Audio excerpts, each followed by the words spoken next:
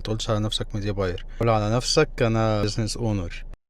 انا ميديا باير، ايه رايك اشتغل مع عملاء ولا اشتغل نفسي اي كوميرس؟ وليه؟ بص، اشتغل الاتنين كده، انت عملت حاجتين كده. انت عندك البيزنس الحقيقي الاي كوميرس بتاعك، وعندك السيرفيس بيزد بيزنس بتاعك. ميزه السيرفيس بيزد مش محتاج تشتري بضاعه عشان تتوسع، ما فيهاش هاسل بقى كبير.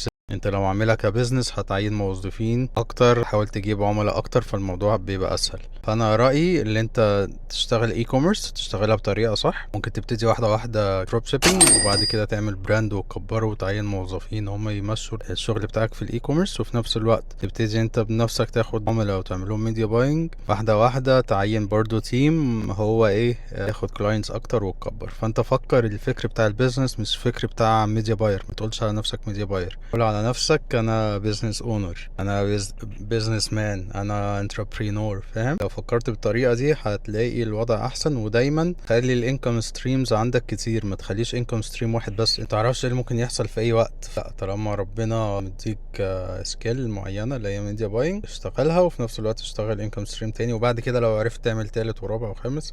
وعايز اقول لك اصلا في مقوله بتقول لك ان الافريج مليونير عنده 7 انكم ستريمز، يعني عنده 7 مصادر دخل متنوعه. فاهم؟ فانت ممكن دلوقتي تعمل اتنين واحده واحده، ربنا يكرمك لحد ما توصل للسابع يعني.